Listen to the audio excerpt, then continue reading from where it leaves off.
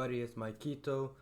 Going over last video's picks, I had one push that was Valles. He ended at 3. And I only had one miss. That was Politano, having 1.5 shots assisted. He got subbed out at halftime. He only ended with 1. If he would have played the full game, or even like 20 more minutes or something, he would have easily hit. But he got subbed out at halftime, which I do understand, just because it's the last game of the season, they want to give people playing time, but it is really annoying because it doesn't happen often. But the other 3 all hit. Pellegrini lower than 0.5 shots on target hit. Caprile higher than 2.5 saves. That one hit like at the very end of the game, so that one was really sweaty. And then no swing higher than 1.5 shots. That one hit as well. So only one pick away. Could have swept the board last time, but didn't. And then I did have the lean Luca Baggio higher than 1.5 shots. That one did hit. That one he ended with like 4 or something like that. So pretty good day.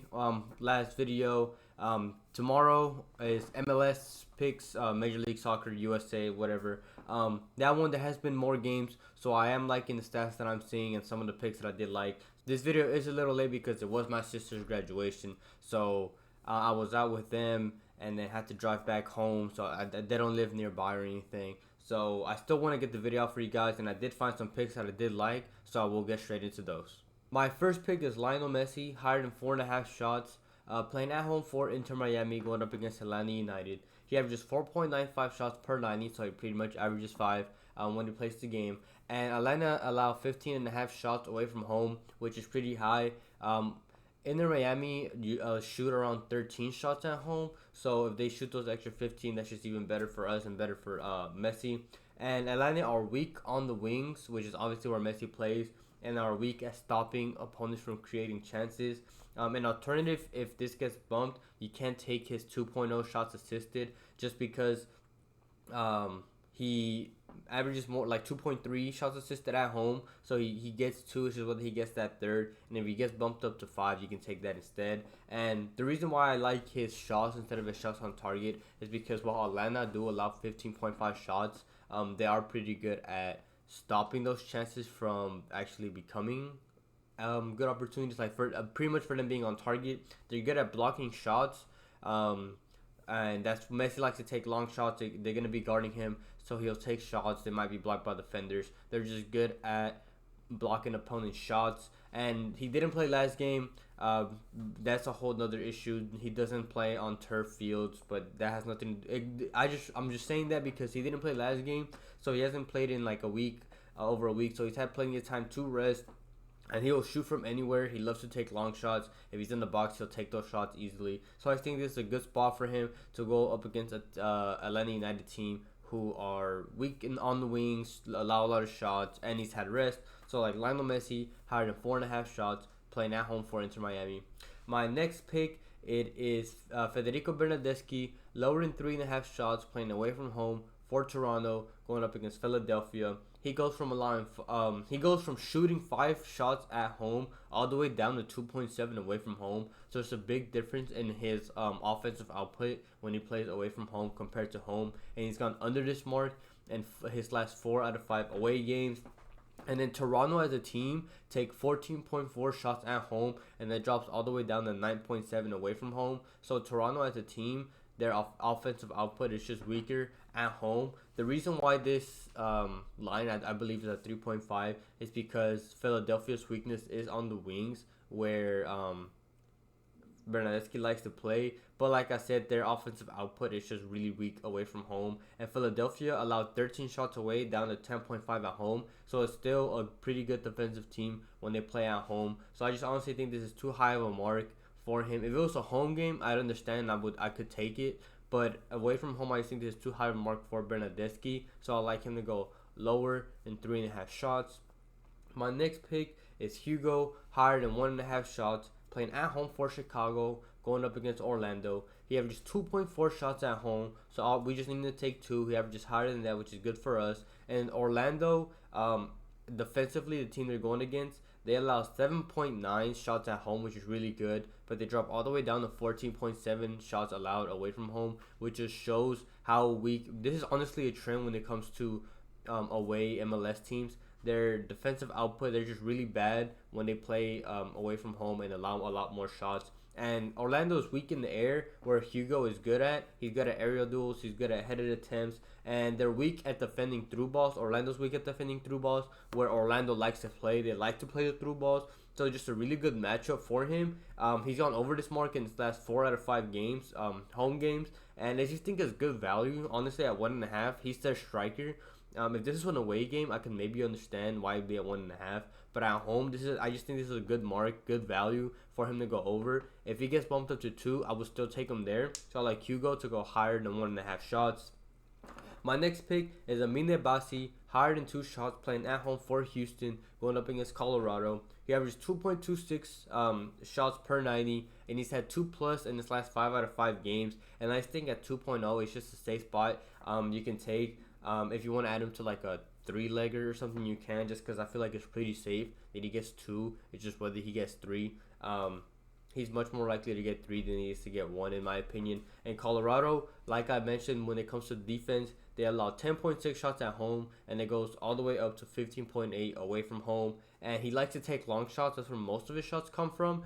He's also their penalty taker, so if they do get any penalties, he's obviously going to take those. But he takes long shots. He'll shoot from anywhere given the opportunity. And he plays full minutes most of the games. I believe like his last 9 out of 10 games. And if he does get subbed out, it's at least in the 85th minute or more. So he's very likely to play most of the game. He's important to the team because he's also a really good playmaker for the team. And when he did play them once, for what it's worth, last season at home. When they played him away, he wasn't there. But he did play them last season when they played at home, and he had 3. So I think at 2 is just a safe spot, a good mark. I think he gets 2, which is what he gets at 3rd. So I just like this spot for him. So I like Bassi to go higher than 2 shots. And my last pick, it is Denis Bouanga, higher than 4.5 shots. If you want to take his 1.5 shots on target, you can as well. I do lean more towards the 4.5 shots though. He's playing at home for LAFC, Los Angeles, playing at home against Minnesota. He goes from averaging 4.1 shots away all the way up to 6.1 at home. So he takes 2 more shots when he plays at home, and most of his shots come from long shots. He's not afraid to shoot. He's a shooter, and he's also their penalty taker. So again, given the opportunity to take a pen, he will take it, which is why I also wanted to include the 1.5 shots on target just in case. But I do like the shots more. Like I said, he takes long shots. He likes to dribble, and he likes to cut inside, and he likes to shoot. And Minnesota are not good at keeping possession of the ball. They mostly allow the other team to hold the ball more, which is even better for us because that just gives them more opportunity to have the ball, dribble, cut inside, take long shots, especially for a team that has LAFC that likes to hold the ball. I just like this mark, especially when he averages 6. And Minnesota, again, they go from averaging 8.9 shots against them at home all the way up to 15.2 away. So again, I think this is a good mark for Denis Bouanga. If he gets bumped up to 5, I'd take his 1.5 shots on target. But I do like this mark. I like Denis Bouanga to go higher than 4.5 shots.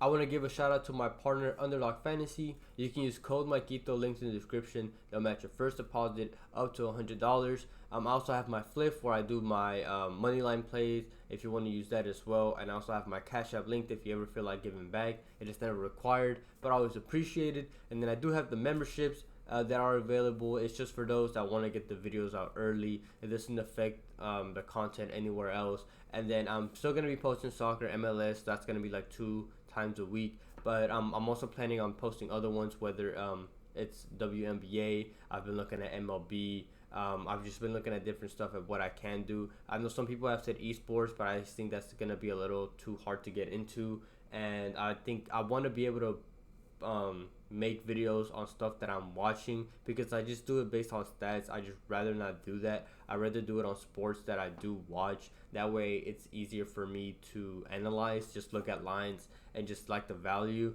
But that's just stuff that I'm planning on doing. But again, I appreciate anybody who supports me in any way.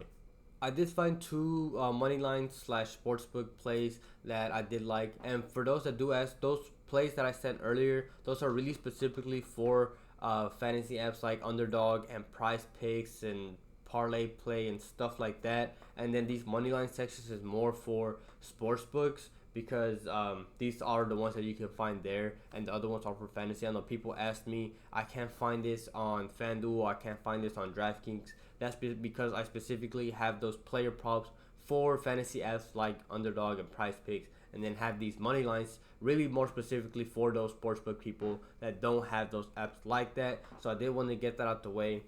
But I did find two that I did like. The first one is the Inter Miami money line against Atlanta United. They've won 5 out of 9 home games, and the reason mainly why I like this is their offensive output. They have conceded 9 goals in 9 home games, so they average about 1 conceded. But they have scored 22 goals in 9 home games, so they average over 2.